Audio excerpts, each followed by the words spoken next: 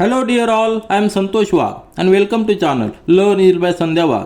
आज आपण या व्हिडिओमध्ये पाहणार आहोत क्लास 10 मॅथमॅटिक्स पार्ट 1 मधील क्वाड्रॅटिक इक्वेशनचा प्रॅक्टिस सेट 2.6. प्रॅक्टिस सेट 2.6 म्हणजे टोटल 10 क्वेश्चन्स आहेत. त्यातील question number 1 to question number 5 आपण आधीच्या व्हिडिओमध्ये सॉल्व केलेले, त्यांची लिंक डिस्क्रिप्शन बॉक्समध्ये दिलेली. तर हा प्रॅक्टिस सेट पूर्णपणे वर्ड प्रॉब्लेम आहे. तर आधीचे जे 5 क्वेश्चन सॉल्व केलेले त्याची लेवल थोडीशी इजी होती, परंतु आता ह्या प्रॅक्टिस सेटमध्ये आपण जे क्वेश्चन सॉल्व करणार आहोत त्याची लेवल थोडीशी जास्त आहे. म्हणजे थोडेसे कठीण क्वेश्चन्स या ठिकाणी आहेत. सगळ्या क्वेश्चनला स्टार मार्क आहे, आपण या ठिकाणी पाहिलेले. तर आपण सुरुवात करूया. म्हणजे आपल्याला माहिती आहे की वर्ड प्रॉब्लेममध्ये आपल्याला क्वेश्चन समजून घेणं फार महत्त्वाचं असतं आणि क्वेश्चन समजून घेतल्यानंतर त्यावरनं व्यवस्थितपणे इक्वेशन तयार करायचे. तर आपण क्वाड्रॅटिक इक्वेशन हा चॅप्टर स्टडी करतोय, म्हणून आपण जे इक्वेशन तयार करणार आहोत ते क्वाड्रॅटिक इक्वेशन तयार करणार आहोत. त्यामध्ये फक्त सिंगल व्हेरिएबल असणार आहे. तर क्वेश्चन नंबर 6 पहा. Mister Kasam runs a small business of making earthen pots. म्हणजे एक स्मॉल बिझनेस आहे कोणाचा? कासमचा. आता या ठिकाणी आपल्याला मेन काय पाहिजे, ज्या कंडिशन दिलेल्या आहेत त्या कंडिशन व्यवस्थित स्टडी करायच्यात. तर या बिझनेसमध्ये कसला बिझनेस आहे? Making earthen pots. He makes certain number of pots on daily basis. प्रत्येक दिवशी काही नंबर ऑफ पॉट्स जो तयार करतो. Then production cost of each pot. आता जे तयार केलेले पॉट्स आहेत त्या पॉटची प्रोडक्शन कॉस्ट किती आहे?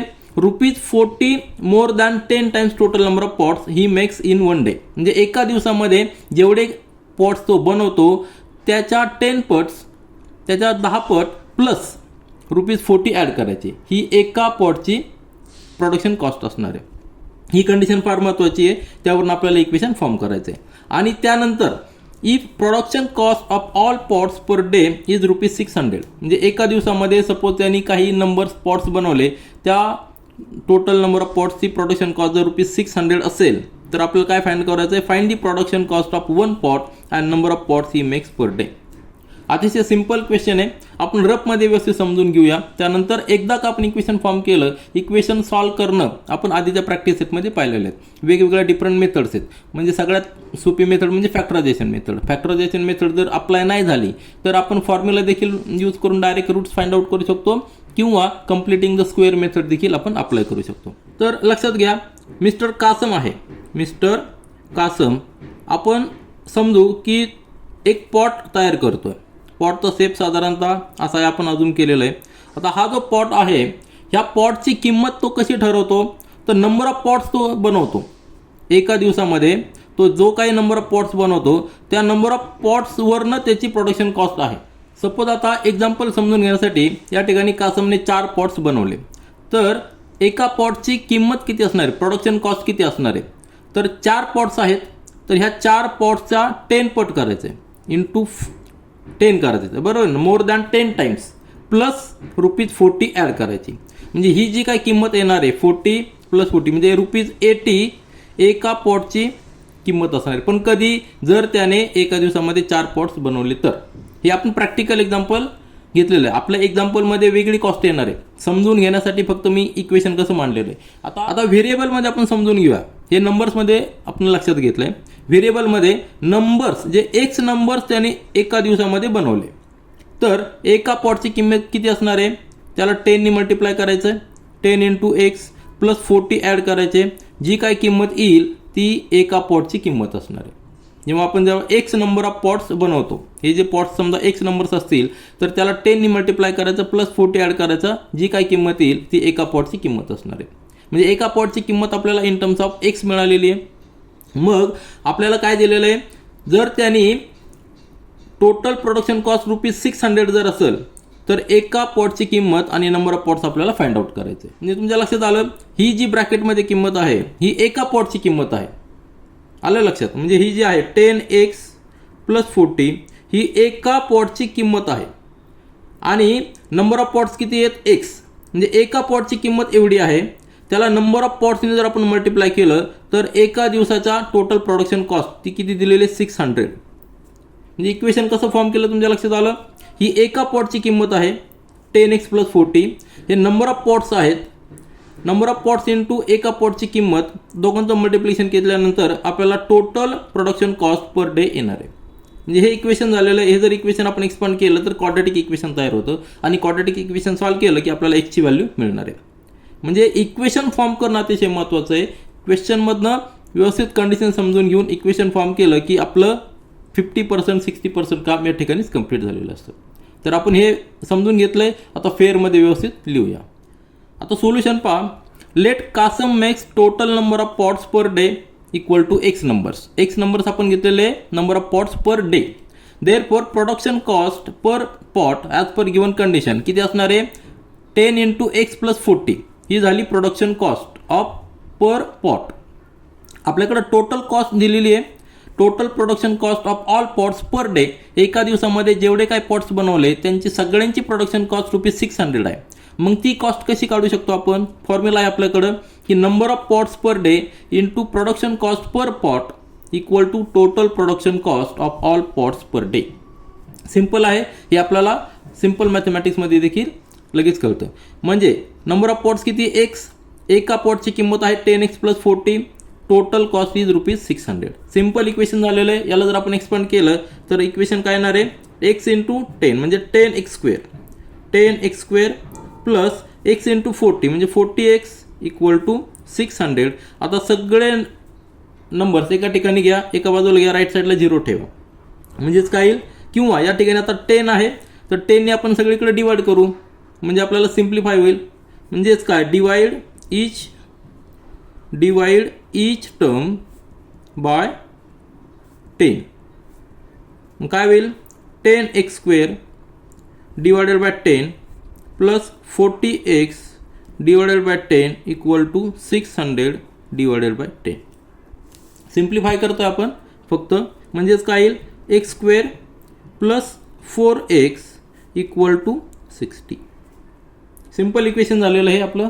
60ला या ठिकाणी ट्रान्सफर करूया म्हणजे इक्वेशन येणार आहे x² प्लस 4x - 60 = 0. आता हे झालेलं आपलं quadratic equation in single variable.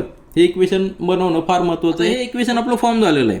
मग सिम्प्लिफाय करणं अतिशय सोपं आहे. फॅक्टरायझेशन मेथड घेऊया. या ठिकाणी कॉन्स्टंट किती -60 आणि कोइफिशियंट ऑफ x² किती 1. म्हणजे आपल्याला -60चे फॅक्टर्स असे घ्यायचे. आता प्रोडक्ट -60 आहे म्हणजे एक फॅक्टर पॉझिटिव्ह असणार आहे, एक फॅक्टर निगेटिव्ह असणार आहे.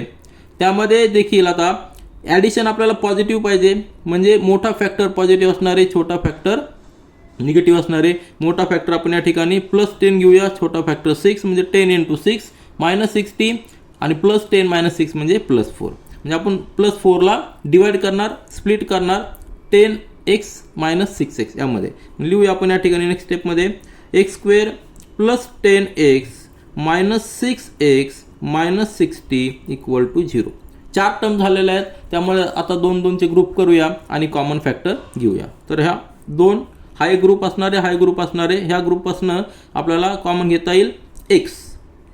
ब्रॅकेटमध्ये राहणार आहे x + 10. या ठिकाणी कॉमन घ्यायचा आहे -6 कॉमन घ्यायचा आणि ब्रॅकेटमध्ये राहणार आहे x. आता या ठिकाणी मायनस साईन पाहिजे म्हणजे या ठिकाणी आपल्याला +10 घ्यावं लागणार = 0. +10 काय घेतलं आहे यांनी मल्टिप्लाय करा. -6 × x -6 -6 × +10 म्हणजे -60. आपलं साईन देखील व्यवस्थित कन्फर्म झालं पाहिजे. आता पुन्हा एकदा ही टर्म पहा आणि ही टर्म पहा. यामध्ये फॅक्टर या ठिकाणी 2 फॅक्टर आहेत x आणि एक ब्रॅकेटमधला x + 10. इथं -6 एक फॅक्टर आहे आणि x + 10 हा एक फॅक्टर आहे. कॉमन घेता येईल आपल्याला x + 10 हा कॉमन घेता येईल. x + 10 हा फॅक्टर कॉमन घेतला. ब्रॅकेटमध्ये राहणार ह्या टर्मपासून राहणार x, ह्या टर्मपासून राहणार -6. Bracket complete = 0. 2 ब्रॅकेटचा मल्टिप्लिकेशन 2 ब्रॅकेटचं मल्टिप्लिकेशन 0 आहे म्हणजे either one of the bracket is 0. Therefore x + 10 = 0 और x - 6 = 0. आपण आधीच्या प्रॅक्टिस सेटमध्ये क्वेश्चन सॉल्व केलेले त्यामध्ये ही प्रोसिजर अतिशय डिटेल्समध्ये पाहिलेली. हा प्रॅक्टिस सेट सॉल्व करताना आपला मेजर फोकस कशावर असणार आहे इक्वेशन फॉर्म करणं.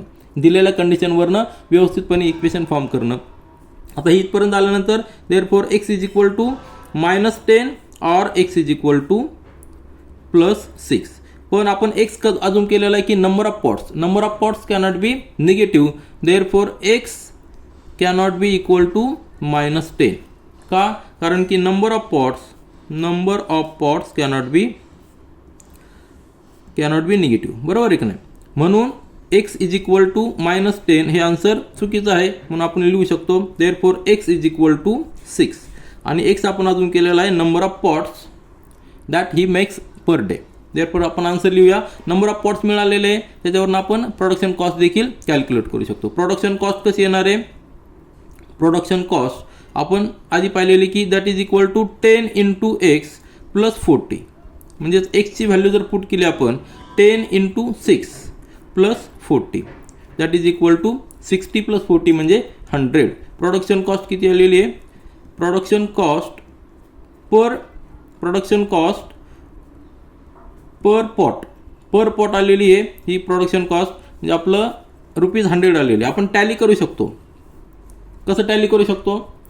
एका पॉटची किंमत 100 आहे, त्यांनी नंबर ऑफ पॉट्स बनवलेले 6, म्हणून total production cost per day किती येणार आहे? 100 इंटू 6 म्हणजे 600. ते आपल्याला दिलेलं आहे. तर आपले आन्सर आपण टॅली केलेले आहेत. या ठिकाणी व्यवस्थित लिहूया. तर या ठिकाणी आपण आन्सर लिहिलेलं आहे. Production cost of 1 pot is ₹100 आणि number of pots he makes per day is equal to 6 numbers. हे झालं आपलं आन्सर. आता प्रॅक्टिस सेट 2.6 मधील क्वेश्चन नंबर 7 पहा. Pratik takes 8 hours to travel 36 km downstream and return to the same spot. The speed of boat is still water. In still water is 12 km per hour. Find the speed of water current. तर ह्या क्वेश्चनमध्ये situation कशी दिलेली आहे? एक river दिलेली आहे. त्या रिव्हरमध्ये जे वॉटर फ्लो आहे त्याचा एक करंट असणार आहे. वॉटर फ्लोचा एक स्पीड असणार आहे, कारण की स्टील वॉटर नाही. हा एक स्पीड असणार आहे. ह्या स्पीडमध्ये ह्या वॉटरमध्ये प्रतीक बोटनी ट्रॅव्हल करतोय. काय करतोय? बोटनी ट्रॅव्हल करतोय. आता ट्रॅव्हल करताना तो डाऊनस्ट्रीमला देखील जातोय आणि एक ठराविक, सपोज आता हा ए पॉईंट आहे, ह्या पॉईंटपासून तो निघलाय, ह्या पॉईंटपर्यंत गेलाय, बी पॉईंटपर्यंत गेलाय. तो या ठिकाणी गेलेला आहे, बी पर्यंत गेलाय आणि पुन्हा परत बी पासून ए पर्यंत रिटर्न आलेला आहे. आणि त्याला ए टू बी आणि बी टू ए जाण्यासाठी टोटल 8 आवर्स लागलेले आहेत. काय कंडिशन दिलेली आहे? त्यांनी त्याचं ट्रॅव्हलिंग चालू केलं आहे. ए पासनं बी पर्यंत गेला आहे, बी पासनं ए पर्यंत आलेला आहे. तर हे जे distance A to B distance दिलेलं आहे ते दिलेलं आहे 36 किलोमीटर. म्हणजे 36 किलोमीटर तो डाऊनस्ट्रीमला गेला. तर ही डाऊनस्ट्रीम आहे. वॉटरची करंट फ्लो या ठिकाणी आहे, राईट साईडला आहे. म्हणजे राईट साईडला डाऊनस्ट्रीम झालेला आहे. डाऊनस्ट्रीमला गेला आहे तो 36 किलोमीटर. त्यानंतर पुन्हा रिटर्न आलेला आहे ए पर्यंत. आणि टोटल ट्रॅव्हल करण्यासाठी त्याला 8 आवर्स लागलेले. परंतु आता महत्त्वाचं काय आहे? आता या ठिकाणी अजून एक कंडिशन दिलेली आहे, ती म्हणजे बोटचं स्पीड दिलेलं आहे 12 किलोमीटर पर आवर. पण हे कधी? जेव्हा वॉटर एकदम स्टील असेल तर त्यावेळेस हे बोटचं स्पीड आहे. परंतु वॉटरला फ्लो आहे, वॉटरला स्पीड आहे. तर आता त्या स्पीडमुळं काय होणार आहे? जेव्हा तो ए पासून बी पर्यंत जाईल त्यावेळी त्याला बोटचं स्पीड जे आहे 12 किलोमीटर पर आवर हे स्पीड आहे. ह्या स्पीडने तो जाणारच आहे. प्लस जो वॉटरचा फ्लो आहे तो देखील याच्यामध्ये ॲड होणार आहे. आलं लक्षात? तो देखील याच्यामध्ये ॲड होणार आहे. कधी? जेव्हा तो डाऊनस्ट्रीमने जाईल त्यावेळी, कारण की वॉटर फ्लो देखील राईट साईडला चाललेला आहे. मग जाताना डाऊनस्ट्रीममध्ये जाताना त्याचं स्पीड असणार आहे 12 kilometre per our plus speed of the water. बरोबर आहे की नाही? स्पीड ऑफ द वॉटर दोन्ही असणार आहे. आता त्याच्यानंतर जेव्हा तो अपस्ट्रीमला येईल, जेव्हा वॉटरच्या डायरेक्शनच्या रिव्हर्स साईडला येईल, जेव्हा तो ह्या डायरेक्शनला जाईल त्यावेळी त्याचं स्पीड कसं असणार आहे? त्याचं जे स्पीड आहे त्याचं स्पीड किती आहे? 12 किलोमीटर पर आवर. परंतु वॉटरचा रेजिस्टन्स त्याला असणार आहे. म्हणजे वॉटरचं स्पीड त्यातनं मायनस होणार आहे. म्हणजे 12 मायनस एक्स हे स्पीड असणार आहे त्याचं रिव्हर्स येताना. फॉरवर्ड जाताना त्याचं स्पीड किती असणार आहे? 12 किलोमीटर पर आवर. आता आपण एक्स जे पकडलेलं आहे, एक्स काय पकडलेलं आहे? एक्स हे काय? वॉटरचं स्पीड पकडलेलं आहे, वॉटर स्पीड. ठीक आहे. म्हणजे वॉटरचं स्पीड हे आपल्याला राईट साईडलाच असणार आहे. म्हणजे राईट साईडला जेव्हा बोट जाईल त्यावेळी ते ॲड होणार आहे. आणि जेव्हा बोट त्याच्या विरुद्ध दिशेने येईल, त्याच्या अपोजिट डिरेक्शनला येईल त्यावेळी त्यातनं ते मायनस होणार आहे. सिम्पल कन्सेप्ट आहे. हा कन्सेप्ट तुमच्या लक्षात आलं की आपल्याला इक्वेशन फॉर्म करायला सोपं जाणार आहे. मग आता यावरून आपण इक्वेशन कसं फॉर्म करू शकतो? तर आपल्याला त्यांनी दिलेलं आहे टोटल आवरचा टाईम दिलेला आहे. म्हणजे आपल्याकडे एक इक्वेशन आहे. इक्वेशन कसं असणार आहे की ते इक्वेशन मी या ठिकाणी लिहितो. आपल्याला टाईम किती लागणार आहे तो कसा कळू शकतो आपल्याला? आपल्याकडे जे टोटल डिस्टन्स आहे त्या डिस्टन्सला जर आपण स्पीडने डिवाइड केलं, डिस्टन्स डिवाइडेड बाय स्पीड, तर आपल्याला टाईम मिळणार आहे. आलं लक्षात? आपल्याकडे जो टाईम आहे तो टोटल टाईम आहे. ए टू बी आणि बी टू ए असा टोटल टाईम आहे.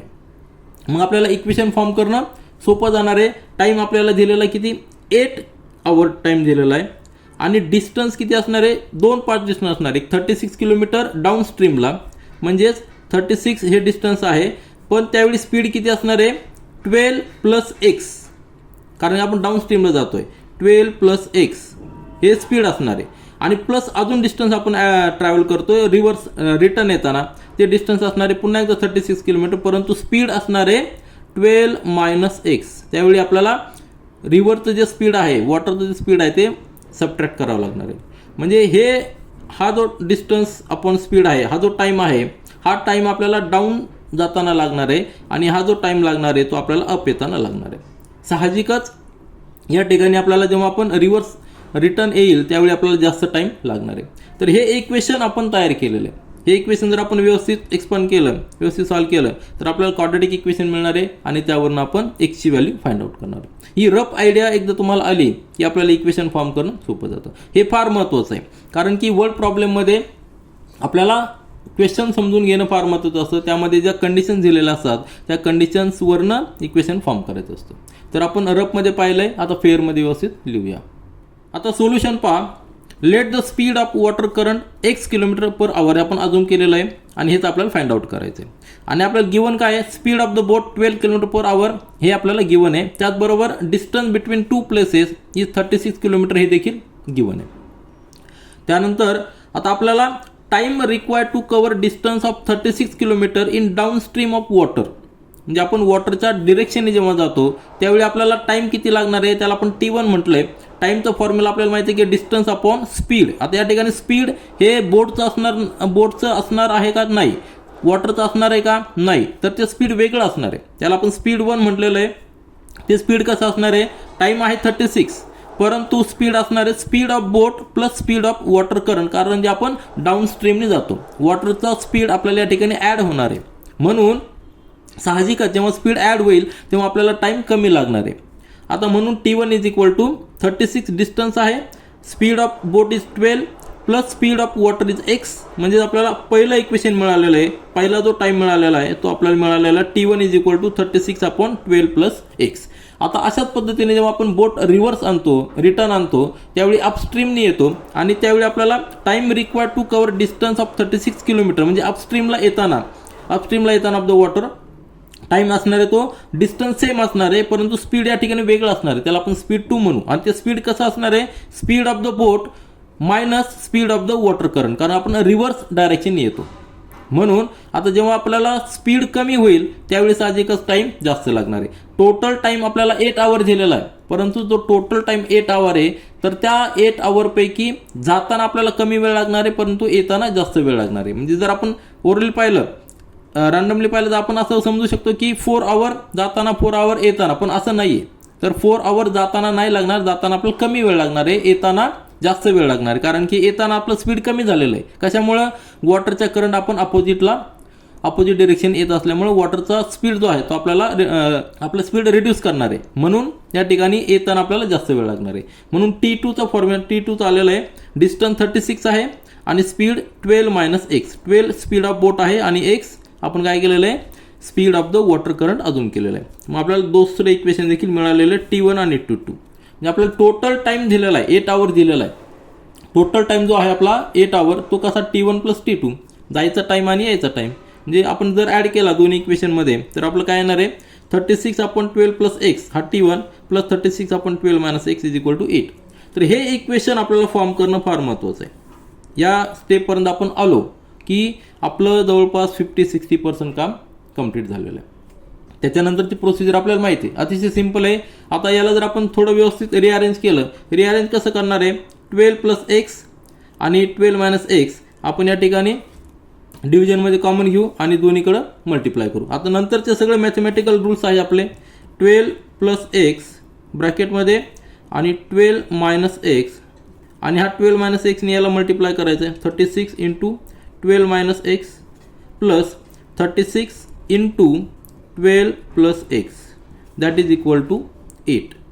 आलं लक्षात. आता नंतर आपण काय केलं आहे 36 कॉमन घेतला आहे, ब्रॅकेटमध्ये राहणार आहे 12 - x आणि 12 + x आणि याचा फॉर्म्युला काय आपल्याला माहिती आहे की a प्लस बी एका ब्रॅकेटमध्ये आणि ए मायनस बी एका ब्रॅकेटमध्ये असेल तर ती स्टँडर्ड आयडेंटिटी आहे ए स्क्वेअर मायनस बी स्क्वेअर. या ठिकाणी आपण ती लिहिलं आहे. ए म्हणजे 12, 12चा स्क्वेअर आणि एक्सचा स्क्वेअर इक्वल टू 8. आता काय करायचं, दोन्ही बाजूला 8ने डिवाइड करूया. तर हा ब्रॅकेट जर सॉल्व केला तर काय येणार आहे, 12 मायनस एक्स म्हणजे मायनस एक्स प्लस एक्स ही लिमिट होणार आहे. 12 प्लस 12 म्हणजे 24, 36 इंटू 24 डिवायडेड बाय, आता दोन्हीकडे आपल्याला 8ने डिवाइड करायचं आहे. 8ने डिवाइड केलं आहे आणि ही जी टर्म आहे 144 मायनस एक्स स्क्वेअर तशी ठेवलेली.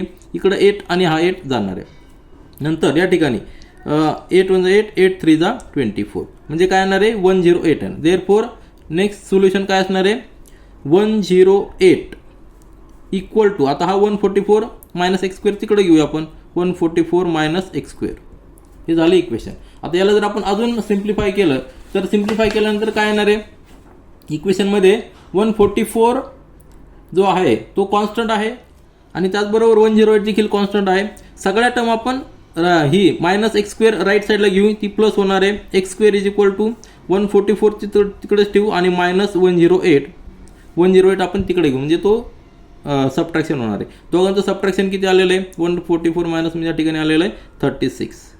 बरोबर आहे का नाही, म्हणजे X square is equal to 36. म्हणजेच काय, देअरफॉर स्क्वेअर रूट जर घेतले तर आपल्याला x is equal two plus minus 6 येणार आहे. काय येणार आहे x is equal two plus minus 6. पण हे नंबर्समध्ये झालेलं आहे. पण आपण एक्स अजून काय केलेलं आहे, speed of the water current. Speed हे निगेटिव्ह असणार आहे कारण तो आपल्याला माहिती आहे की स्पीड हे निगेटिव्ह नसणार आहे. Therefore speed cannot be negative. Speed cannot be negative म्हणून स्पीड किती असणार आहे 6 किलोमीटर पर आवर. ठीक आहे. Therefore X is equal to 6 आणि आपलं आन्सर असणार आहे, आन्सर आहे स्पीड आपण जे कन्सिडर केलेलं आहे speed of water current is 6 kilometre per आवर. तर इक्वेशन बनवल्यानंतर सॉल्व करणं अतिशय सोपं आहे. आपल्याला महत्त्वाचा पार्ट काय आहे, आपल्याला इक्वेशन फॉर्म करता आलं पाहिजे. आता प्रॅक्टिस सेट 2.6 मधील क्वेश्चन नंबर 8 पहा. Pintu takes 6 days more than those of Nishu to complete certain work. If they work together, they finish it in 4 days. How many days would it take to complete the work if they work alone? तर question read केल्यानंतर आपल्या लक्षात येईल या ठिकाणी 2 worker आहेत पिंटू आणि निशू. दोघांची वर्क करण्याची कॅपॅसिटी, काम करण्याची कॅपॅसिटी ही डिफरंट आहे. पिंटूला जास्त दिवस लागतात, निशूला कमी दिवस लागतात एकच काम कंप्लीट करण्यासाठी. मग या ठिकाणी काय दिलेलं आहे पिंटूला 6 days मोर लागतात निशूपेक्षा आणि जर त्या दोघांनी एकत्र काम केलं तर ते 4 दिवसामध्ये काम कंप्लीट करतात. मग आपल्याला काय कॅल्क्युलेट करायचं आहे, जर त्यांनी इंडिव्हिज्युअल काम केलं तर त्यांना किती दिवस काम कंप्लीट करायला लागते. आपण एक एक्झाम्पल घेऊया. सपोज एक वॉल आहे, suppose this wall is there. आता ही वॉल आहे, ती वॉल आपल्याला पेंटिंग करायचं आहे. काय करायचं आहे, पेंटिंग करायचं आहे. तर आपण एक्झाम्पल कन्सिडर केलेलं एक वॉल आहे, त्याला पेंटिंग करायचं आहे आणि आपल्याकडे 2 ऑपरेटर आहेत, 2 कारागीर आहेत. एक आहे निशू आणि दुसरा आहे पिंटू. आधी व्यवस्थित समजून घ्या तरच आपल्याला इक्वेशन फॉर्म करता येईल. तर निशूला जेवढे दिवस लागतील त्यापेक्षा पिंटूला 6 days मोर लागतात. आता आपण प्रॅक्टिकल एक्झाम्पल घेऊ. सपोज आता हे काम करण्यासाठी निशूला 4 days लागतात, तर पिंटूला किती लागणार 4 + 6 म्हणजे किती लागणार 10 days लागणार जर त्यांनी इंडिव्हिज्युअल काम केलं तर. आता तुम्ही कन्सिडर करा निशूला जर आपलं 4 दिवस लागतील, 4 दिवस लागतात, तर एका दिवसामध्ये तो किती काम करणार 1/4 काम करणार. बरोबर आहे की नाही. 1/4 म्हणजे किती, हा 50% झाला, हा 50% झाला. म्हणजे एवढा पोर्शन हा निशू एका दिवसामध्ये कव्हर करणार. जर त्याला इतकं सगळं काम कंप्लीट करायला 4 दिवस लागतात, 4 दिवस लागतात, तर एका दिवसामध्ये तो 1/4 काम कंप्लीट करणार. बरोबर आहे की नाही. म्हणजे या ठिकाणी आपण काय लिहू शकतो की निशू 1/4 पार्ट त्या कामाचा कंप्लीट करू शकतो एका दिवसामध्ये, इन 1 day. बरोबर आहे की नाही. 1 day निशू किती कंप्लीट करतो 1/4 पार्ट. बरोबर आहे की नाही. 1/4 का घेतला, कारण की त्याला 4 दिवस लागतात म्हणून. आता पिंटूचा जर आपण कन्सिडर केलं पिंटूला, तर त्याला 10 days लागणार आहे. म्हणजे तो एका दिवसामध्ये किती कंप्लीट करणार, तर ह्या पूर्ण पार्टचे आपल्याला 10 पार्ट्स करावे लागतील. बरोबर आहे की नाही. हे 4 पार्ट झालेले आहेत, तर 10 पार्ट्स करावे लागतील. म्हणजे एक पार्ट साधारणतः एवढा येईल. आलं लक्षात? किती येणार आहे? एवढाच पार्ट येणार आहे. असे 10 पार्ट्स होणार आहेत. म्हणजे पिंटू एका दिवसामध्ये फक्त एवढंच काम कंप्लीट करतो आणि निशू किती करतो? एवढं कंप्लीट करतो. आलं लक्षात? दोघांच्या कॅपॅसिटीमध्ये फरक आहे. म्हणजेच हा जर 10 दिवस जर काम करत बसला कोण? पिंटू, तर तो कंप्लीट करणार आहे. परंतु हेच काम कंप्लीट करायला निशूला फक्त 4 दिवस लागणार आहे. म्हणजे निशूचं काम एका दिवसामध्ये 1/4 करणार आहे तो, आणि हा झाला निशू, बरोबर आहे की नाही? आणि पिंटू एका दिवसामध्ये किती करणार? पिंटू एका दिवसामध्ये करणार टोटलच्या 1/10 काम करणार.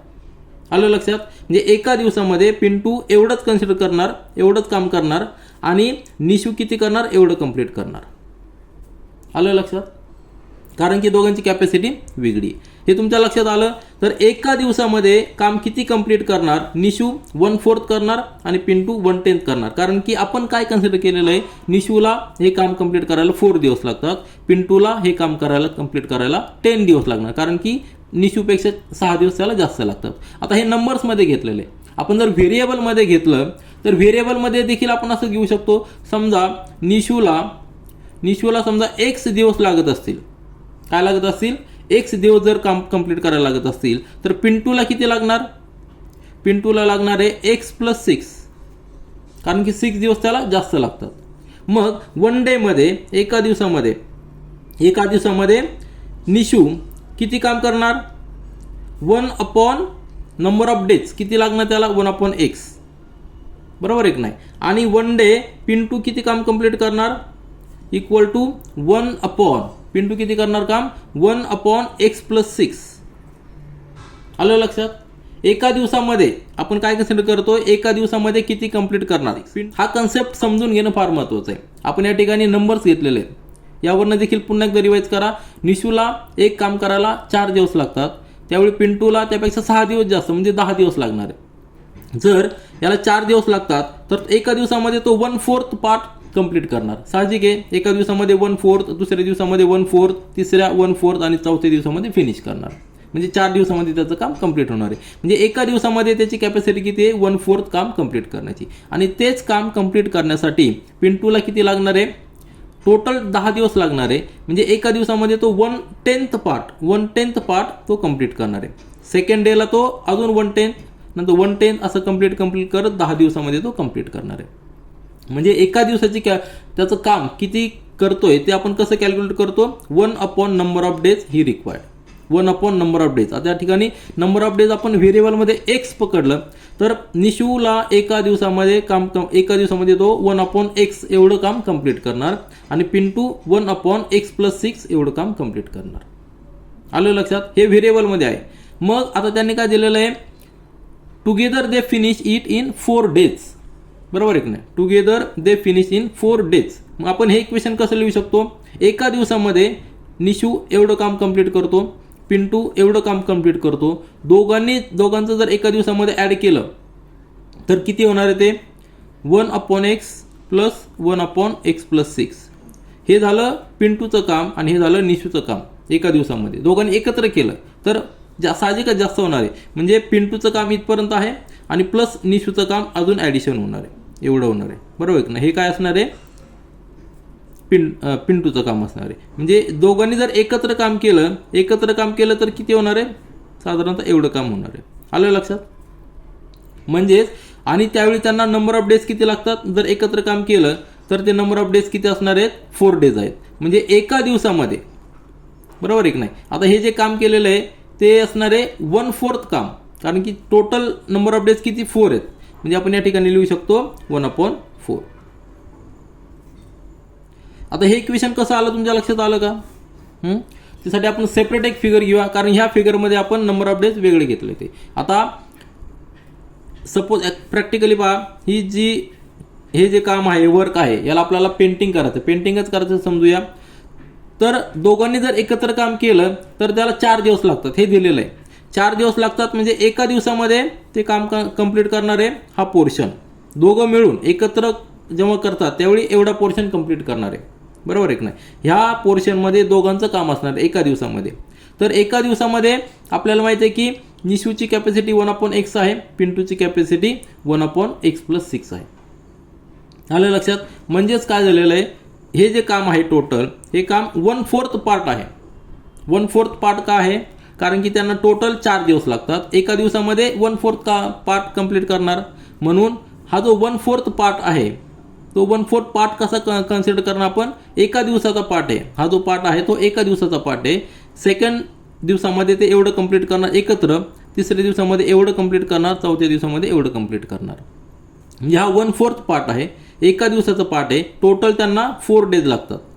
एक्झाम्पलमध्ये दिलेलं आहे 4 डेज लागतात टोटल.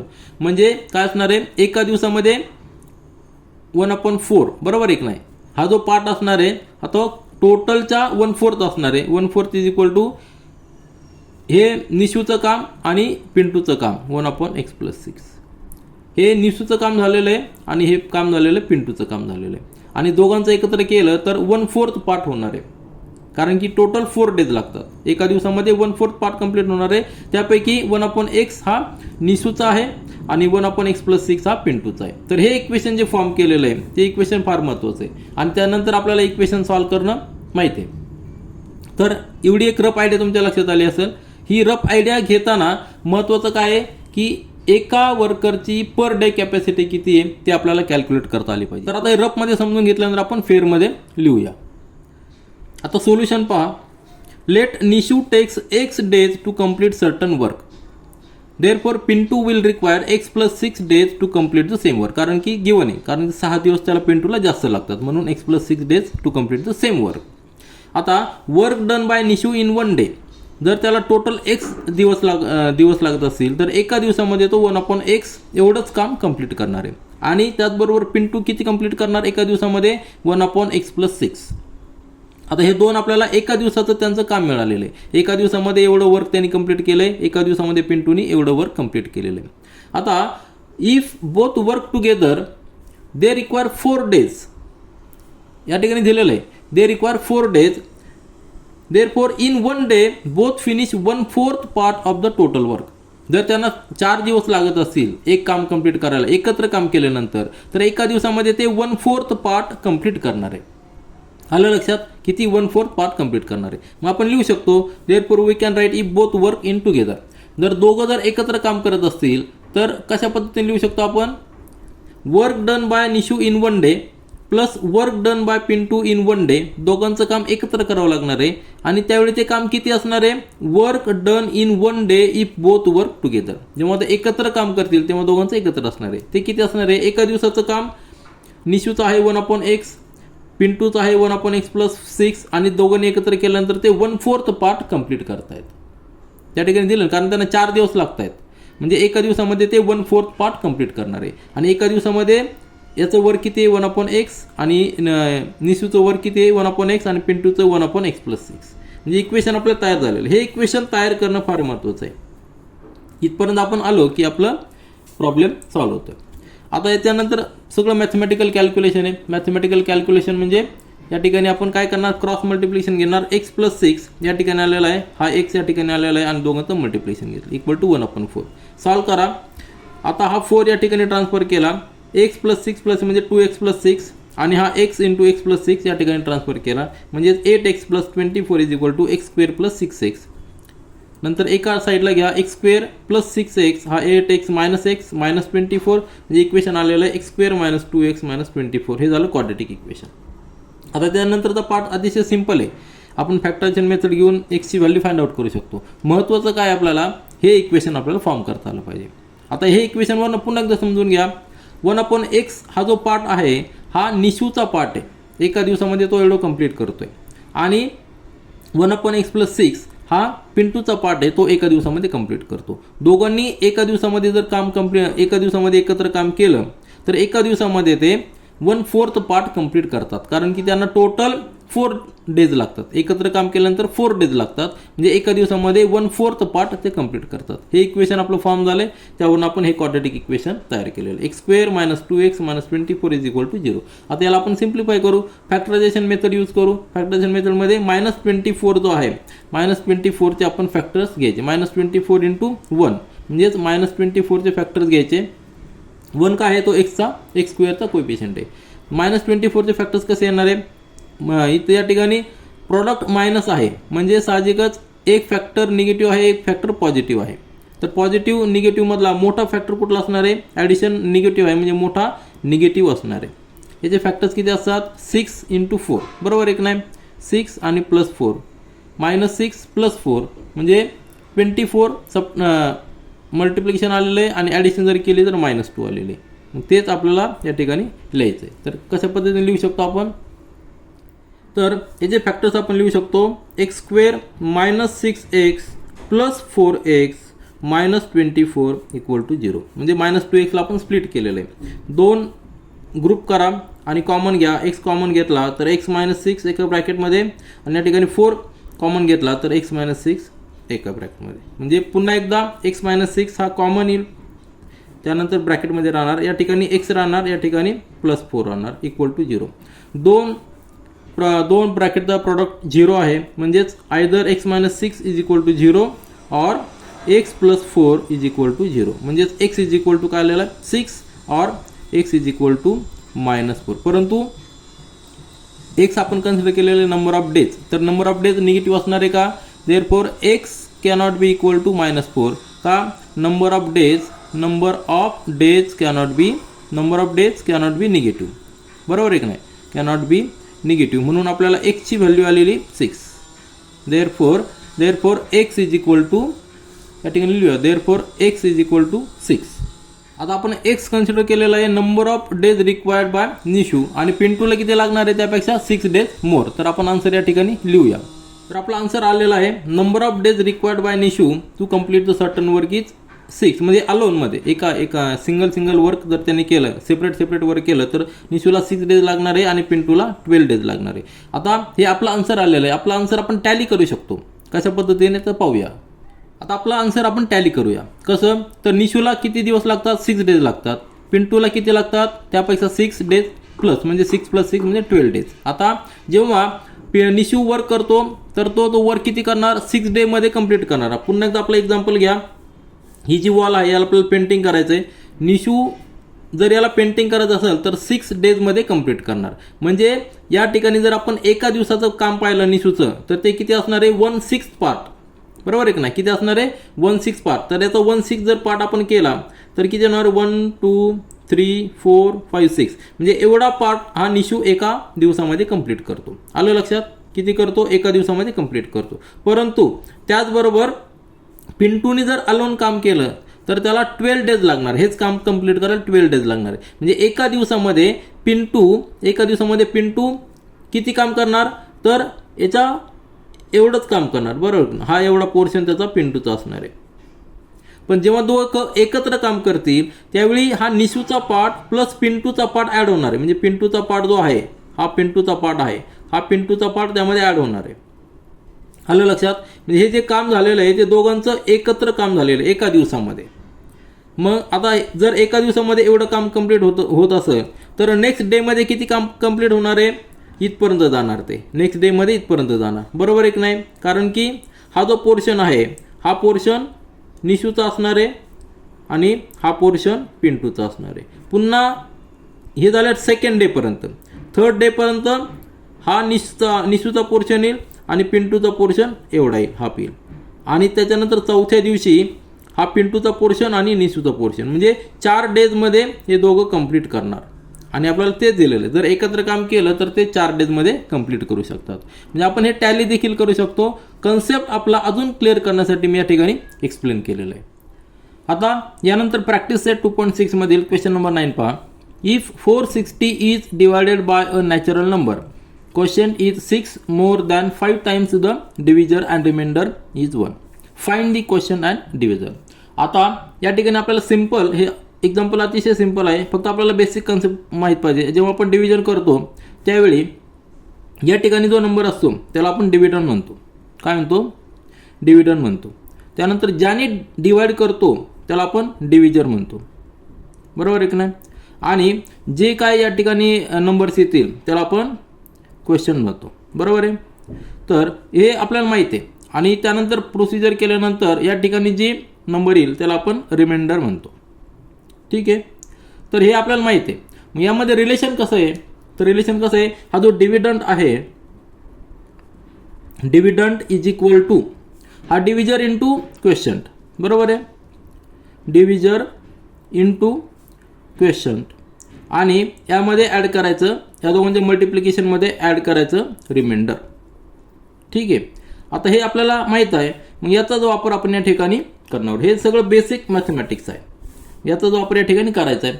आपण कन्सिडर करायचं आहे की डिव्हिडंड जो आहे तो आपल्याला दिलेला आहे, तो किती दिलेला आहे, 460 दिलेला आहे, कारण 460 इज डिवायडेड, बरोबर आहे, 460 दिलेला आहे, आणि is divided by the natural number. आता नॅचरल नंबर लेट आपण त्याला एक्स पकडूया. त्याच्यानंतर जो क्वेश्चन तयार होणार आहे तो काय असणार आहे, क्वेश्चन इज 6 मोर दॅन कशाच्या, 5 टाइम्स द डिव्हिजर. डिव्हिजर काय आपला एक्स, याच्या 5 टाइम्स म्हणजे 5x, त्याच्यामध्ये 6 ॲड करायचा. हा जो असणार आहे हा काय असणार आहे, क्वेश्चन असणार आहे. आणि त्यानंतर जो रिमाइंडर असणार आहे तो किती आहे, 1 आहे, हे दिलेलं आहे. म्हणजे आपलं इक्वेशन तयार झालेलं आहे. हा बेसिक कन्सेप्ट आपला क्लिअर झाला की आपण इक्वेशन लगेच पुट करू शकतो. इक्वेशन जर यामध्ये टाकलं तर काय होणार, डिव्हिडंड किती आहे, 460. नंतर डिव्हिजर आपण कन्सिडर केलेला आहे एक्स, त्यानंतर त्याला मल्टिप्लाय करायचं क्वेश्चनने. क्वेश्चन आपला आहे 5x + 6 आणि +1. म्हणजे हे जे इक्वेशन तयार झालेलं आहे, हे इक्वेशन तयार झालं म्हणजे हे काय झालेलं आहे, एक क्वाड्रॅटिक इक्वेशन आहे. हे सॉल्व्ह केलं की आपल्याला एक्सची व्हॅल्यू मिळणार. एक्स म्हणजेच काय, डिव्हिजर. आणि क्वेश्चन कसं तयार करणार, 5x + 6. आता हे 5x + 6 कसा तयार केलेला आहे ते महत्त्वाचं आहे, ते आपल्याला या कंडिशनवर कळतं. कारण की डिव्हिजर क्वेश्चन जो आहे तो क्वेश्चन 5 टाइम्स आहे, कशाच्या, डिव्हिजरच्या, आणि त्याच्यामध्ये 6 ॲड केलेले, 6 मोर आहे, 5 टाइम्सच्या 6 मोर आहे, म्हणून 5x + 6. हे एक रफ आयडिया आहे, अतिशय सिंपल क्वेश्चन आहे, आपण व्यवस्थित त्या ठिकाणी लिहूया. आता सोल्युशन पहा. Let the divisor which is the natural number, आपण त्याला x अझूम केलेला आहे. From the given condition question is equal to 6 more than the 5 times of divisor, म्हणजे 5 इंटू डिव्हिजर + 6 म्हणजे 5x + 6 हा क्वेश्चन मिळालेला आहे. आणि डिव्हिडंड आपल्याला दिलेला आहे 460, रिमाइंडर दिलेला आहे 1. एक इक्वेशन आपल्याला माहिती आहे, मॅथमॅटिकल रिलेशन माहिती आहे की dividend is equal to divisor into question plus remainder, म्हणजे 460 is equal to divisor is x, question is 5x + 6 + 1. आता हे इक्वेशन मिळालेलं आहे, याला आपण सिम्प्लिफाय केलं तर काय होणार आहे, याला सिम्प्लिफाय केल्यानंतर 460 इज इक्वल टू एक्सने मल्टिप्लाय करायचं 5x², एक्सने +6ला मल्टिप्लाय केलं 6x + 1. आता सगळ्या टर्म्स एका साईडला घेऊया, म्हणजे या ठिकाणी 0 येईल, 460 त्या ठिकाणी ट्रान्सफर करूया, म्हणजेच 5x² + 6x + 1 - 460 म्हणजे येणार आहे equal to 0 equal to 5x² + 6x - 459, 1 minus केला 459. आता हे इक्वेशन आलेलं आहे, यालाच आपण कसं लिहू शकतो, that is 5x² + 6x - 459 equal to 0. हे झालं क्वाड्रॅटिक इक्वेशन, कारण या ठिकाणी सिंगल व्हेरिएबल आहे आणि डिग्री 2 आहे. याला आपण आता सॉल्व्ह करायचं आहे. सॉल्व्ह करण्यासाठी आपल्याकडे मेथड फॅक्टरायझेशन मेथड आहे, किंवा कम्प्लिटिंग द स्क्वेअर मेथड आहे, किंवा डायरेक्ट फॉर्म्युला यूज देखील आपण करू शकतो. तर फॅक्टर्स या ठिकाणी आपण होतात का पाहूया. थोडासा नंबर मोठा आहे, परंतु नंबर कसा असणार आहे, -459 × 5, कारण हा 5 x² कोएफिशियंट आहे, त्याला मल्टिप्लिकेशनमध्ये घ्यायचं आहे. आता ह्या नंबरचे आपल्याला फॅक्टर्स घ्यायचे की त्यांची ॲडिशन किती यायला पाहिजे, 6 यायला पाहिजे. आता निगेटिव्ह प्रॉडक्ट आहे, म्हणजे एक फॅक्टर निगेटिव्ह असणार आहे आणि दुसरा पॉझिटिव्ह असणार, हे फिक्स आहे. परंतु आता हे नंबर्स मोठे आहेत, तर त्यावरून आपल्याला आधी याचे फॅक्टर्स घ्यावे लागणार आहे. 459 म्हणजे हा डिव्हिजल बाय 3 आहे, याचे फॅक्टर हा 5 आपण तसंच ठेवूया, जो 5 आहे तसंच ठेवूया, याला 5 तसंच ठेवू, याचे फॅक्टर्स घेऊया आपण. आता 4 याला 3ने जर डिवाइड केलं, 2 फॅक्टर्स इकडे येतील, बरोबर आहे की नाही. तर 2 फॅक्टर म्हणजे 3 एक फॅक्टर असणार आहे, आणि 3ने जर डिवाइड केलं तर काय येणार आहे, 3 × 3, 3 5 × 15 आणि 3 3 × 9, 153. पुन्हा एकदा याचे फॅक्टर्स घेऊया, 3ने पुन्हा डिवाइड करूया, कारण 3ने पुन्हा डिव्हिजन होते. 3 येणार या ठिकाणी, 3 5 × 15 आणि 3 × 3 51. आता 51 नंतर पुन्हा 51चे फॅक्टर्स घ्यायचे का, चेक करूया एकदा आपण, किंवा यांचं कॉम्बिनेशन होतं का ते बघूया. तर 5 × 3 × 3 म्हणजे 9 × 5 45 झालं, 45 आणि हा 51 किती झालेलं आहे, 45 आणि 51 हे दोन फॅक्टर, हा एक फॅक्टर आणि तिघांचं मल्टिप्लिकेशन 45. दोघातला डिफरन्स किती आहे? 6. म्हणजे आपल्याला हे दोन फॅक्टर चालू शकतात. आलं लक्षात? फॅक्टर्स कसे घेतलेले आपण एक एक स्टेप बाय स्टेप गेलेलो आहे. दोन फॅक्टर आपल्याला मिळालेले. यातला का निगेटिव्ह नंबर मायनस साईन कोणाला द्यायचा आणि पॉझिटिव्ह साईन कोणाला द्यायचं, तर आपल्याला प्लस पाहिजे. मोठा फॅक्टर तो प्लस पाहिजे. म्हणजे या ठिकाणी हा प्लस असणार आहे, हा मायनस असणार आहे.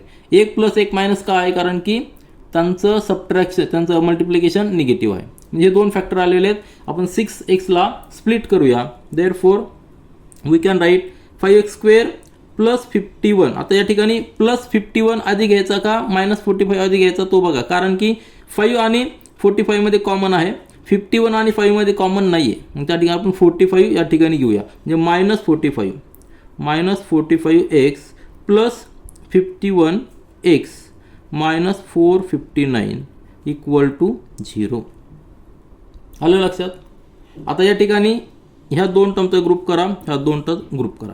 लक्षात घ्या पोझिशन बघा, -45x आणि +51x यांची पोझिशन जर आपण चेंज केली तर या ठिकाणी आपल्याला कॉमन घ्यायला थोडंसं अवघड जाईल. आता नेक्स्ट स्टेपमध्ये या ठिकाणी कॉमन काय घेऊ शकतो आपण? 5x, बरोबर आहे ना. 5x इंटू ब्रॅकेट या ठिकाणी राहणार आहे x मायनस या ठिकाणी 5 ने डिवाइड केल्यानंतर या ठिकाणी 9 राहणार आहे, x - 9. आता नेक्स्ट ग्रुपमध्ये पहा 51x आहे, 459 आहे. तर 459 आणि 51 यामध्ये रिलेशन कसं आहे या ठिकाणी पाहू शकतो आपण. तर 51 × 9 काय आहे? 51 × 9 म्हणजे 459. कारण 459 जे आपण फॅक्टर्स या ठिकाणी घेतलेले. आलं लक्षात? 51 ला जर आपण 9 ने मल्टिप्लाय केलं तर 459 यायला पाहिजे. म्हणून या ठिकाणी आपण 51 कॉमन घेऊ शकतो. 51 कॉमन घेतला, ब्रॅकेटमध्ये राहणार x - 9 ब्रॅकेट कंप्लीट = 0. 9 काय घेतला? कारण की 51 × 9 म्हणजे 459. या ठिकाणी आपल्याला लक्षात येईल 51 × 3 × 3 म्हणजे 459, म्हणजे 51 × 9 म्हणजे 459. फॅक्टर्स घेतल्यानंतर त्याचा उपयोग देखील आपल्याला करता आला पाहिजे. आता x - 9 कॉमन आहे, तो घेऊ आपण. x - 9 एका ब्रॅकेटमध्ये, दुसऱ्या ब्रॅकेटमध्ये 5x + 51 = 0. म्हणजे either one of the bracket is 0. ते आपण या ठिकाणी लिहूया. Therefore x - 9 = 0 or 5x + 51 = 0. म्हणजेच x = 9 और या ठिकाणी काय येणार आहे? 5x = -51 म्हणजेच x = -51/5. मग आपण x जो अजून केलेला आहे तो नॅचरल नंबर आहे. डिव्हिजर जो नॅचरल नंबर आहे, मग नॅचरल नंबर निगेटिव्ह असतो का? नाही. म्हणजे x cannot be equal to -51/5, कारण तो निगेटिव्ह असू शकत नाही, नॅचरल नंबर आहे. आपलं आन्सर जे असणार आहे, आन्सर काय असणार? x = 9. देअरफॉर आपण या ठिकाणी आन्सर लिहूया. मग आपण आन्सर लिहिलेलं आहे. डिव्हिजर जो आपण x अजून केलेला आहे तो आलेला आहे 9. आणि क्वेश्चन कसा आहे? 5x + 6 या रिलेशननुसार 5 × 9 + 6 म्हणजे 55 + 6 म्हणजे 45 + 6 म्हणजे 51. तर 51 हा काय झालेला आहे? Question is 51. Question is equal to 51. हे झालं आपले दोन आन्सर्स. त्यानंतर प्रॅक्टिस सेट 2.6 मधील क्वेश्चन नंबर 10 पहा. इन द ॲडजॉइनिंग फिगर, यामध्ये ही फिगर दिलेली ABCD is a trapezium. Trapezium म्हणजे काय? त्याची one of the pair is parallel. आता AB आणि DC हे पॅरलल दिलेले आहेत. AB parallel to DC and its area is 33 cm². Area पण दिलेला आहे पूर्ण ट्रॅपेझियमचा. From the information given in the figure find the lengths of all sides of quadrilateral ABCD. Fill in the empty boxes to get the solution. म्हणजे या ठिकाणी एक activity दिलेली, त्या ॲक्टिव्हिटीवरून आपल्याला सोल्युशन फाइंड आउट करायचं आहे. ॲक्टिव्हिटी कशी दिलेली आहे? सोल्युशन पहा. ट्रॅपेझियम ABCD हा ट्रॅपेझियम आहे. क्वाड्रिलॅटरल ABCD चा ट्रॅपेझियम. AB पॅरलल CD, म्हणजे ही AB आणि CD हे पॅरलल आहेत. त्यानंतर दोन पॅरललमधलं डिस्टन्स हा परपेंडिक्युलर आहे, म्हणजे तो काय आहे? AM. ही जर कंडिशन, ही जर इन्फॉर्मेशन असेल तर एरिया ऑफ द ट्रॅपेझियम आपण कसा कॅल्क्युलेट करतो? तर ह्या दोन पॅरलल साईड ज्या आहेत त्यांची ॲडिशन, त्याला 1/2 ने मल्टिप्लाय करायचं आणि त्याला मल्टिप्लिकेशन करायचं ती दोघांमधलं परपेंडिक्युलर डिस्टन्स. म्हणजेच 1/2 into bracket AB + CD into 1/2 आहे तो, इंटू हाईट, जी हाईट असते ना AM, त्याला आपण काय म्हणणार? या ठिकाणी AM हाईट लिहायची. म्हणजे ह्या बॉक्समध्ये काय येणार आहे? AM. हा झाला फॉर्म्युला. आता स्क्वेअर दिलेला आहे, त्याचा एरिया दिलेला आहे 33 centimetre square is equal to 1/2. A बीची व्हॅल्यू या ठिकाणी एक्स दिलेली आहे, ती एक्स पुट केलेली आहे. सी डीची व्हॅल्यू 2x + 1 ती पुट केलेली आहे. इंटू ए एम किती आहे, ए एम किती दिलेला आपल्याला x - 4 दिलेला आहे, तो आपण या ठिकाणी दिलेला आहे. आता त्याच्यानंतर पहा, त्याच्यानंतर ज्या स्टेप्स दिलेल्या आहेत त्या स्टेप्समध्ये काय केलं आहे, हा 2 या ठिकाणी ट्रान्सफर केला आहे, बरोबर आहे की नाही. म्हणजे या ठिकाणी येणार 33 × 2 म्हणजे 66. ह्या ब्रॅकेटमध्ये राहिलेलं आहे x + 2x म्हणजे 3x + 1 आणि इंटू x - 4. इथपर्यंत आलं लक्षात.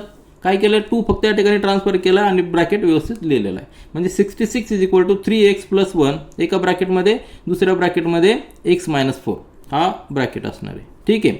आता 2 ब्रॅकेट या ठिकाणी सिम्प्लिफाय केल्यानंतर इक्वेशन तयार झालेले. आता या ठिकाणी थोडेसे स्टेप्स आहेत, त्या स्टेप्स आपण कुठल्या त्या पाहूया. सेपरेट पाहावं लागतील कारण त्या ठिकाणी जागा नाही, म्हणून आपण सेपरेट एका पेजवर त्या स्टेप्स लिहूया. तर ही स्टेप्स जे आहे ते कशा येणार आहेत, ही इक्वेशन आहे. 66 = एका ब्रॅकेटमध्ये आहे 3x + 1 आणि दुसऱ्या ब्रॅकेटमध्ये आहे x - 4. हे आपल्याला सिम्प्लिफाय करावं लागेल, त्यानंतरच नंतरचे स्टेप्स येणार आहे. मग 66 = 3x नी ह्या ब्रॅकेटला मल्टिप्लाय करायचं म्हणजे 3x² - 12x + x - 4 individually multiply केले, बरोबर आहे की नाही. नंतर 3x² तसंच राहणार आहे, -12x + x म्हणजे -11x - 4 आणि हा 66. आता 66 त्या ठिकाणी जर ट्रान्सफर केला तर काय होईल, इक्वल टू या ठिकाणी 0 राहणार आहे 3x² - 11x - 4 - 66. म्हणजे इक्वेशन तयार झालेलं आहे 3x² - 11x - 70 = 0. म्हणजेच काय, आपण जर साईड जर चेंज केला तर काय लिहू शकतो, देअरफॉर वी कॅन राईट, या ठिकाणी लिहू शकतो आपण 3x² - 11x - 70 = 0. फक्त साईड आपण दोघांचे चेंज केलेलं आहे. म्हणजे हे इक्वेशन आलेलं आहे आणि हे इक्वेशनसाठी एवढे 4 स्टेप्स आहेत, ते त्या ठिकाणी आपल्याला लिहायचं आहे. या ठिकाणी आपण लिहूया, आपण जे फॉर्म केलेलं आहे 3x² प्लस, पण आपल्याला आलेलं आहे -11x ह्या बॉक्समध्ये आणि -70 असं लिहिलं आहे. ठीक आहे. आता या ठिकाणी आपल्याला स्प्लिट करायचं आहे, बरोबर आहे की नाही. स्प्लिट करून इक्वेशन लिहायचं आहे आपल्याला. मग या ठिकाणी पुन्हा एकदा मध्ये काही स्टेप्स आहेत, त्या स्टेप्स आपल्याला सेपरेट लिहावं लागतील, कारण की कॉमन घेतल्यानंतर या ठिकाणी 4 टर्म करावं लागतील. -70 × 3 त्याला आपल्याला तो जो फॅक्टर येईल त्याचे फॅक्टर्स घ्यावं लागतील आणि 4 टर्म्स लिहावं लागतील. तर ते स्प्लिट आपण सेपरेट या ठिकाणी लिहूया. तर हे जे इक्वेशन आलेलं आहे त्यामध्ये आपल्याला फॅक्टर्स घ्यावं लागणार आहे -70 × x² चा कोएफिशियंट आहे 3 म्हणजे -210 चे फॅक्टर्स घ्यायचे, असे घ्यायचे की त्यांची ॲडिशन -11 यायला पाहिजे. जर फॅक्टर्स पाहिले तर 20 आणि 11 हे फॅक्टर्स असू शकतात, बरोबर आहे नाही. 21 आणि 10 आणि 21 म्हणजे 210. त्यामध्ये एक निगेटिव्ह असणार आहे, एक पॉझिटिव्ह असणार आहे. मोठा जो फॅक्टर असणार आहे तो निगेटिव्ह असणार आहे, कारण की आपल्याला ॲडिशन निगेटिव्ह पाहिजे, म्हणजे -21 असणार आहे +10 असणार आहे. आलं लक्षात. मग ते आपण या ठिकाणी कसं लिहू शकतो, therefore we can right 3x² - 21x + 10x - 70 = 0. आता याला 4 टर्म्स आलेले आहेत, याला आपण व्यवस्थित ग्रुप करूया. कॉमन बाहेर घेऊया. या ठिकाणी 3 कॉमन येईल, 3x कॉमन येईल, ब्रॅकेटमध्ये राहणार आहे x - 7 आणि या ठिकाणी 10 कॉमन घेऊया, ब्रॅकेटमध्ये राहणार x - 7 = 0. आता इथपर्यंत आल्यानंतर आपल्याला त्या बॉक्समध्ये फिल करावं लागणार. ह्या व्हॅल्यूज आपण बॉक्समध्ये फिल करूया. ठीक आहे. तर या ठिकाणी आपल्याला फिल करायचं आहे 3x, ब्रॅकेटमध्ये लिहायचं आपल्याला x - 7 आणि +10 आणि ब्रॅकेटमध्ये लिहायचं आहे x - 7. म्हणजे x - 7 हा कॉमन आहे, म्हणजेच 3x + 10 इंटू ब्रॅकेट x - 7. आलं लक्षात. आता 3x + 10 = 0 और x - 7 = 0. मग या ठिकाणी जर आपण सॉल्व केलं हे तर 10 या ठिकाणी जाणार, -10 होणार, -10 आणि 3 त्याला डिव्हिजन म्हणजे x = -10/3 और x = 7. परंतु या ठिकाणी लक्षात घ्या की x हा नंबर आहे तो निगेटिव्ह नसणार आहे, कारण की तो नंबर आहे, लेंथ आहे, ती लेंथ कधी निगेटिव्ह नसणार आहे. But length is never negative, therefore x cannot be equal to -10/3, therefore x = 7. मग त्यावरून आपण ज्या व्हॅल्यूज आहेत त्या ठिकाणी कॅल्क्युलेट करू शकतो. एक्सची व्हॅल्यू आपल्याला 7 मिळालेली. मग फिगरमध्ये जर पाहिलं आपण ट्रॅपेझियमच्या तर AB is equal to X is equal to 7 आणि युनिट आहे सेंटीमीटर. नंतर CD किती आहे 2x प्लस 1 किती आहे 2x प्लस 1 म्हणजे 7 इंटू 2 14 प्लस 1 म्हणजे 15 सेंटीमीटर. ठीक आहे. ही CD किती आलेली आहे 15 सेंटीमीटर. या ठिकाणी आपण कॅल्क्युलेट करूया. AB is equal to X is equal to 7 centimetre. नंतर CD is equal to 2x plus 1 is equal to 15 centimetre. आणि त्यानंतर BC is equal to AD हे गिवन आहे. BC आणि DC हे ABC आणि AD इक्वल आहे गिवन आहे. तर is equal to x minus 2 म्हणजे 7 मायनस 2 म्हणजे 5 सेंटीमीटर. तर ह्या तिन्ही व्हॅल्यू आपण लिहिलेल्या आहेत आणि आपल्याला या ठिकाणी देखील लिहिता येतील. x इज इक्वल टू 7 म्हणजे AB is equal to 7 centimetre, CD is equal to 15 centimetre, AD आणि BC is equal to 5 centimetre. तर ह्या व्हॅल्यूज आपल्याला विचारल्या होत्या त्या आपण या ठिकाणी कॅल्क्युलेट केलेल्या आहेत. ही एक ॲक्टिव्हिटी होती, परंतु ॲक्टिव्हिटी करताना देखील आपण क्वाड्रॅटिक इक्वेशन सॉल्व्ह केलेलं आहे आणि या ठिकाणी फॉर्म्युला यूज केलेला आहे ट्रॅपेझियमचा एरियाचा फॉर्म्युला. तर आपण प्रॅक्टिस सेट 2.6 मधील सगळे क्वेश्चन सॉल्व्ह केलेले आहेत. This is all for this video. Thank you.